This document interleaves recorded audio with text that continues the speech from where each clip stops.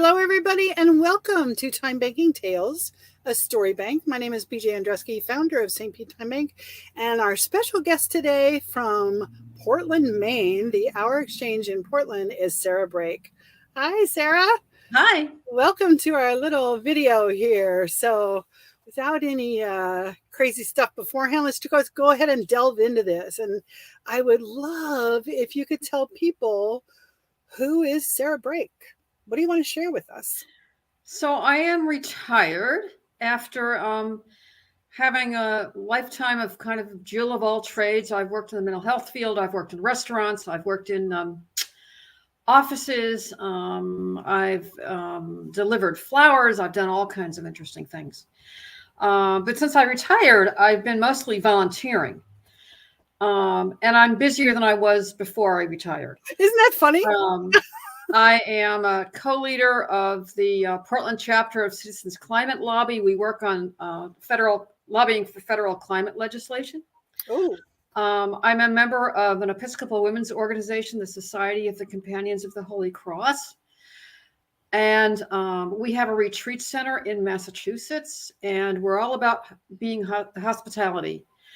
And so this summer, I'm coordinating all the volunteer hostesses. And I am board president of Hour Exchange Portland, our local Timebank. Okay. And that is, well, I love all the things that I do. Yes. Timebank, I think, is the most, in some ways, it's the most interesting and the most rewarding and the most surprising. Yeah.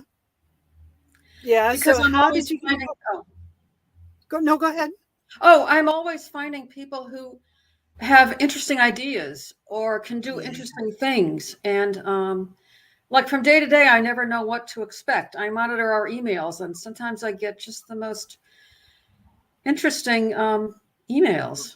How did you get in to be the president? Have you always been that, or is that a recent? No, I joined Hour Exchange about 6 years ago when I moved to Portland. It was one of the first things I did. I knew about it. Actually, years ago, I had applied for a job as the coordinator. That's a long story. I didn't get it. I had to drop out. Oh, because of other circumstances. But gotcha. And so about a week after I joined, I received a phone call from the Hour Exchange then board president saying, "It looks like you have the skills needed to be on our board, and particularly to be the board secretary." So I went in and for an interview, and they took me on, and I was the secretary for a year, maybe. Okay. And then I became vice president, and then very quickly I became president. Nice. I knew you were heavily involved, but I didn't know you were president. So that's kind of cool because I see you around in the time banking world, you know? So that's pretty cool. So how did you find out about time banking to begin with? You said you already knew that they existed. It was when I was working in the mental health field, and I was getting a little burnt out working with adults with mental illness, and I wanted some kind of position that would kind of give me a broader scope, enable me to work with a broader cross section of people. Mm-hmm. And there was an advertisement in the newspaper. That's how I learned about it. Wow. Because you said when you moved to Portland, so did you live in Maine and you just moved to I had lived in Portland. Oh, okay. And I'm sorry, in Maine for maybe 25 years. I think I've lived in Maine for about 25 years. Oh my. So this was a number of years ago when I was living in some town nearby. I don't remember. Yeah. And they put an ad in the paper. Wow, that's cool. That's cool. I always love to hear how people get involved with time banking or how they find out about it, because there's some really strange ways that people find out about time banking. But I know in the mental health field, or at least in the medical field, I know that there are a few time banks that are in and around the medical field. And so I would think, like you said, having been in the mental health field, it kind of broadens the cross-section of people that you deal with quite a bit. So any story that you would like to share with us, either about being president or about particular time bank exchanges, one of your favorites, something that comes to mind, anything you want to share? There are lots of them, but I Yeah. will start with my very first exchange when I first joined. It Oh my. was November. It was getting cold and dark In Maine, very, very in cold. Maine. And another Time Bank member asked me if I'd be willing to help her with organizing things in her apartment. And she was very ill with cancer. She had just had some kind of serious abdominal surgery, and she wasn't very mobile and couldn't lift anything. So I went over and I helped her sort out mail, sort out laundry, and we just had the most fascinating conversation. She was really an interesting person. And then I went again, maybe 2 weeks later, and I think she had another person there also. And we were working together on doing some other organizational sorting stuff, sorting out laundry and things to give away. And then I was supposed to go back 2 weeks after that. And she was supposed to email me to set up a time and a day. And I didn't hear from her. And I kept on trying to contact her. And finally, I think I saw an obituary in the paper. Oh. Or somehow I found out that she had died right around the time that I was supposed to go back, right around Christmas time. It was so sad. Yeah, that would be a hard way to find out, too. Yeah. It's happened a couple times that I've opened up the paper and there was a Timebank member in the obituary Wow. section. Yeah. Wow. But I think it's neat how you said that it was just a pretty simple exchange, but how interesting the other party was of the exchange. That's one of the things that I find fascinating about time banking is, I think I'm just going to go pull weeds or I'm going to go help sort out a closet or whatever. And I find this rich relationship with somebody that I would have never had if I wasn't time banking. Exactly. And as president, are you involved with the new onboarding the new members at all, or is it more the administration of the business? I'm involved a little bit in all sorts of things. I am the Zoom host for the orientations. We have a couple of orientation leaders. I do lead an orientation maybe every 3 months or so, Okay. which I love. I love Yeah. meeting new members and Yes. finding out something about them and what kinds of things they can do and what kind of things they might need, and encouraging them to think kind of outside of the box. Yes. Explain that to people who might not know what you're talking about. Well, I think people have think that they have to be like really skilled and really an expert at something in order to offer it to others. Yes. And that's really not true. It's I mean, if you not want to offer legal advice to somebody, I think you better be a lawyer. But right. Right. for a lot of things, Time Bank members aren't necessarily looking for a state-of-the-art expert. And same thing, even more rewarding, I think, is helping them figure out what kind of services they might want to receive.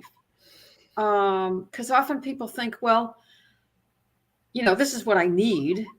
And they feel bad about asking for something they don't need. Do you But find those are that sometimes the most fun exchanges. it's a big part of your job to just re-educate people about time banking in that respect? It's been a part of my job. Yeah. Yeah. Um, Because really. I think, for me anyway, I think a lot of people think time banking, like you said, it's a need. What do I need? And I really don't have anything that I need, or it's difficult to ask for help. And I find a lot of times that we have to educate them that it's like, hey, there's nothing wrong with saying I want somebody to do this. Yeah, I do this when I do orientations, because sometimes we have new members who join the Time Bank because they want to volunteer. Yes. And I've had new members say, well, I just want to do things for other people. I don't need anyone to do anything for me. Right. Because that's below us. So it's a mindset. It's a very, cultural mindset that we really have to work against, Yeah, that it takes a lot of education. That reciprocity piece. It's like, no, we both give and Exactly. receive here. Yeah, and it's sometimes it's Exactly. just tough to get it across, So, Mhm. and that's part of what sets time banking apart from volunteering, because volunteers just give, give, give, give, give. And one of the videos that I watched early on, I think it was out of Long Beach, California, they said that a one-way flow of resources is not often sustainable, and that stuck with me. No, it's not. That Yeah. stuck with me. So, any other stories? Well, I want to show you these earrings. They are Oh, pen nibs. Can you see that? oh, yes. I got these at our annual, or at least before COVID, it was annual. We had a little Yes, glitch or a blip around COVID, but a blip. annual holiday bazaar. I hear about that from people. I really do. And I'm in Florida. So you've got quite a reputation there with your bazaar. Tell us about it.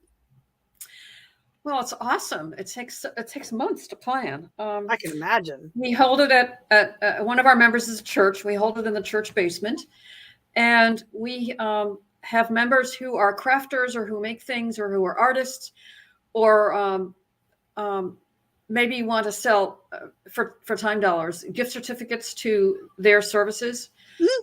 Members who bake, members who make essential oils, and they kind of rent tables or half tables, Okay. and they set up their display. And members come in and purchase things for time dollars. We also invite. It's also a kind of a small, modest fundraiser, but that's the most fun part of the bazaar. I think is the food.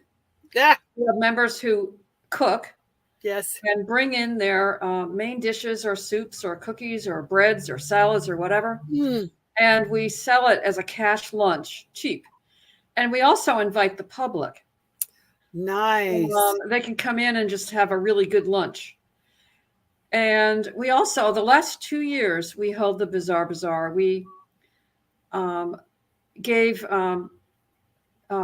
people, members of the public who signed up on the spot. I had my laptop there. They could join.